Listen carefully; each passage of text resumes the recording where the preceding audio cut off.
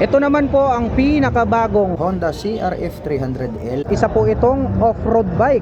Napakaastig po nitong bagong motorsiklo na to. Ito pong kanyang main headlight, nagkaroon po siya rito ng Y design, and then nahati po siya sa tatlo. Mayroon po itong high beam and low beam.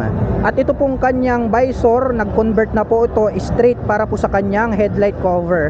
Mayroon naman po itong decal na white color, red tapos blue, at may nakalagay naman po rito na Honda decal in red color. At mapunta naman po tayo rito po sa kanyang front suspension. Ito po pala ay equipped with inverted telescopic fork. Kaya no, napakatik. Asahan natin na makakapagbigay po ito ng napakagandang bouncing performance pagdating sa mga trail. At mayroon pa po siya ritong suspension cover na red color.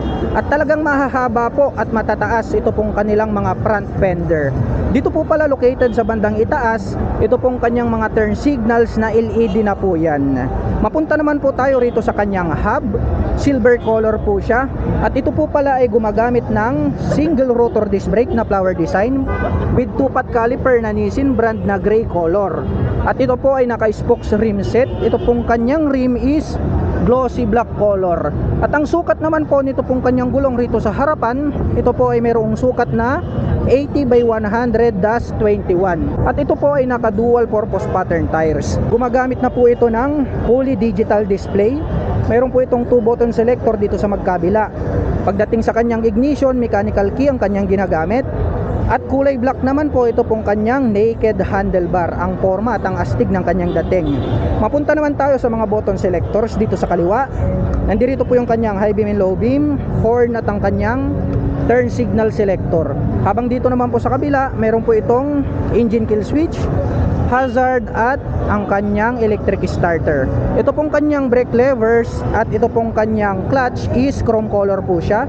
Itim naman po ang kulay nitong kanyang handle grip. At mayroon na din po pala itong handguard na red color. At dahon type naman na black color, ito pong kanyang stock na mga side mirrors. Mapunta naman tayo rito po sa kanyang fuel tank. Glossy black po itong kanyang cover. At ganun din po yung kanyang tip, black color po siya.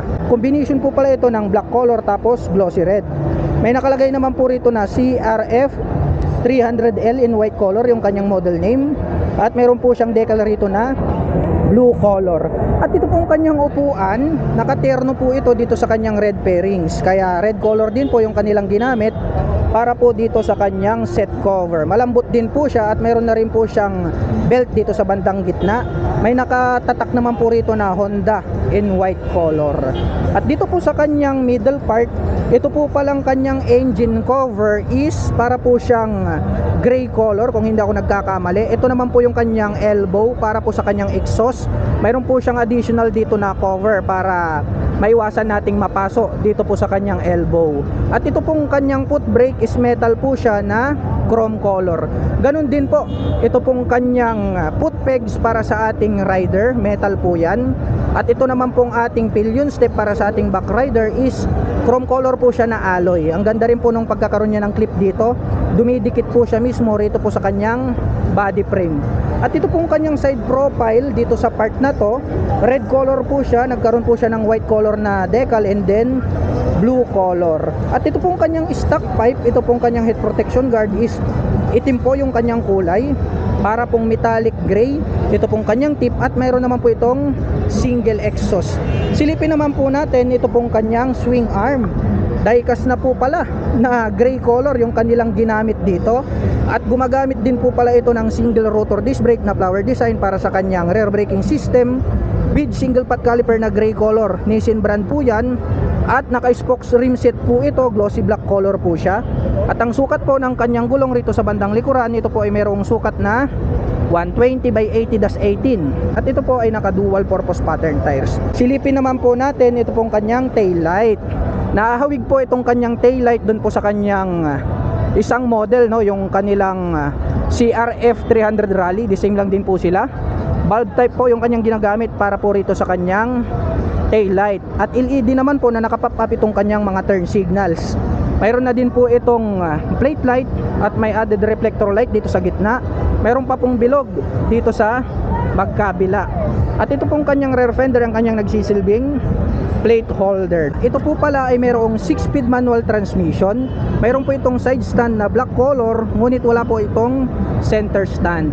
Meron naman pong susian rito sa bandang gitna na kung saan ay nabubuksan siguro itong parang maliit na sided box na naka-built in dito po sa kanyang pairings. Meron pa pong isa na susian dito sa bandang itaas. At glossy black color naman po ito pong kanyang chain cover. At pagdating naman po sa kanyang rear suspension, ito po pala ay gumagamit ng monoshock absorber. Glossy red color naman po yung kanyang coil spring. At pag-usapan naman po natin ang kanyang engine specifications. Ang Honda CRF 300L ay mayroon po itong 286 cubic centimeter engine displacement. Naka single cylinder dual overhead cam, 4-stroke with 4 valve. At nakakapag-provide naman po ito ng maximum power na 19.6 kW at 8,250 RPM. Habang nakakapagbigay naman po ito ng maximum torque na 26.1 Nm at 6,500 RPM. At ang presyo po ng pinakabagong Honda CRF 300L ay nagkakahalaga po ito ng 269,900 pesos.